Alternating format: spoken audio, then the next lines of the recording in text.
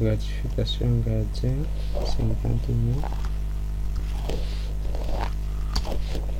On passe à 180 000.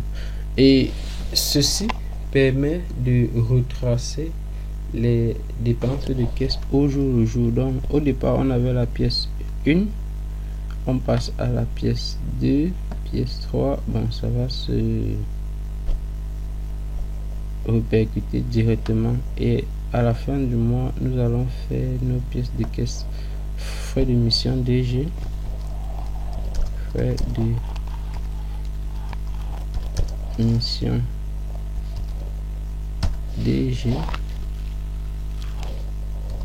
je vais mettre ici 500 000. Frais d'émission DG, je vais mettre 520 000. Vous voyez que une fois que je mets un montant supérieur à ce qu'on encaisse, on passe directement en rouge.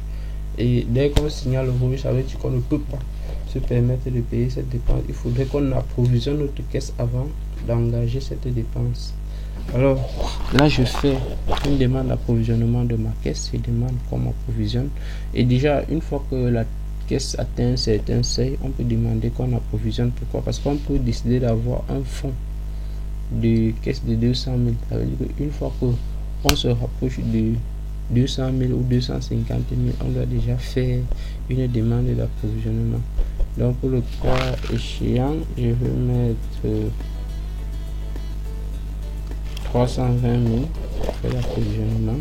Et une fois que j'ai réduit je sollicite déjà un approvisionnement, et je peux passer à la date du 4 février, du 4 février, nous sommes en janvier.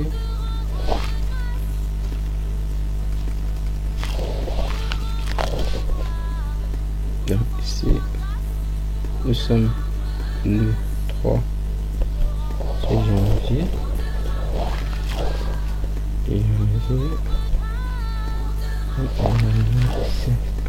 Janvier, on passe le 4 janvier 2022. Je sollicite encore un approvisionnement de caisse.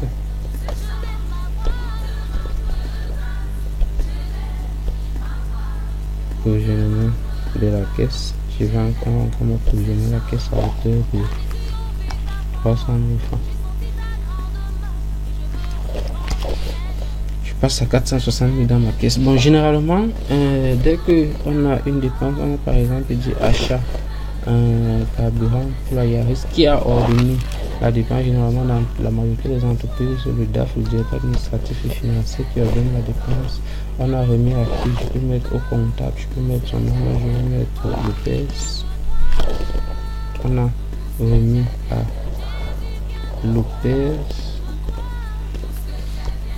Et Lopez travaille dans quel département? Non.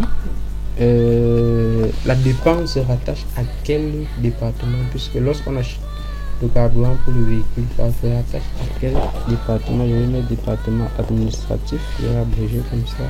Justificatif. Une fois que Lopez, qui a bénéficié de l'argent pour acheter le carburant, va à la station, achète le carburant, demande une facture électronique. Une fois qu'il retourne cette facture à la comptabilité pour être agrafé derrière la pièce de caisse, on vient ici, on met OK. Dans le cas contraire, on ne valide pas. Ça veut dire qu'on avait fini avec cette pièce, et ainsi de suite. Il y a la hiérarchie qui peut ordonner la dépense. Et nous savons qu'une fois que on a un besoin de trésorerie, on fait une pièce de caisse, et il y a ton chef de département qui signe. Et une fois que ton chef de département valide la pièce à travers ta signature, tu te rends maintenant chez le chef comptable. Une fois que le DAF ou le chef comptable valide, il peut maintenant procéder au décaissement. Donc voilà un peu le processus de décaissement en entreprise, bon, suivant l'organisation de l'entreprise. Donc voilà un peu comment notre fichier fonctionne. Je peux donc mettre ici. Nous avons vu que une fois que nous faisons une dépense supérieure au montant en caisse, notre caisse passe en rouge, ça nous signale directement.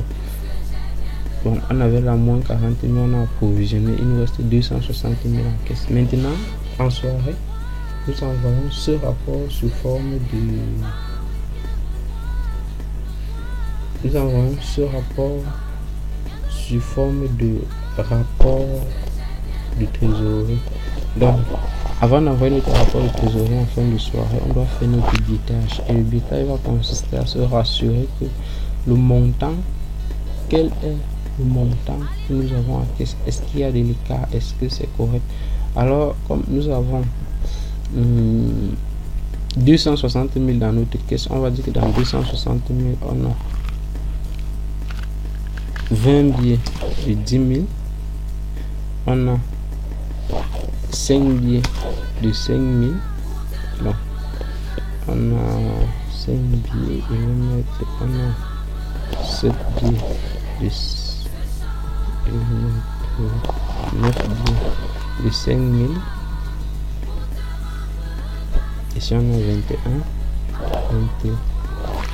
21 billets, il reste 5 000, ici on a 2 billets, 2 dans notre caisse, on a 2 billets de 4 000 et un billet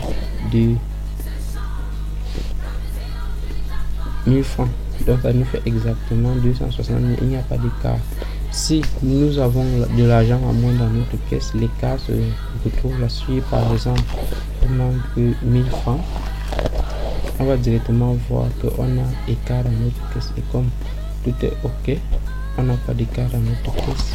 Notre solde caisse est égal à notre solde caisse. Et chaque soir, on peut l'envoyer sous forme de rapport.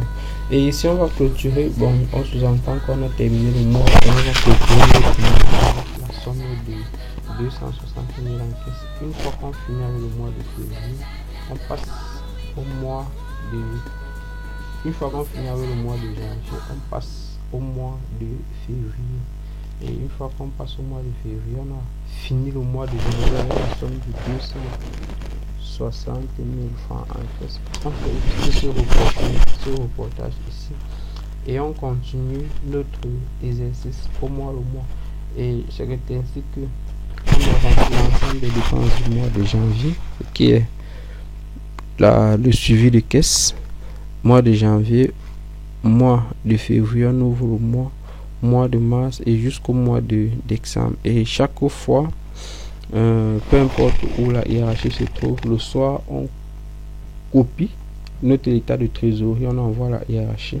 Et à travers ce fichier, ils peuvent voir les opérations qu'on a fait en cours de journée, le jour suivant, et ainsi de suite, et voir exactement où se situe quel est notre niveau de trésorerie. Est-ce qu'on peut se permettre de faire certains paiements? Est-ce qu'on doit renforcer notre politique de recouvrement sur le terrain, par exemple? Donc, avec ce fichier, on a notre suivi des opérations de caisse.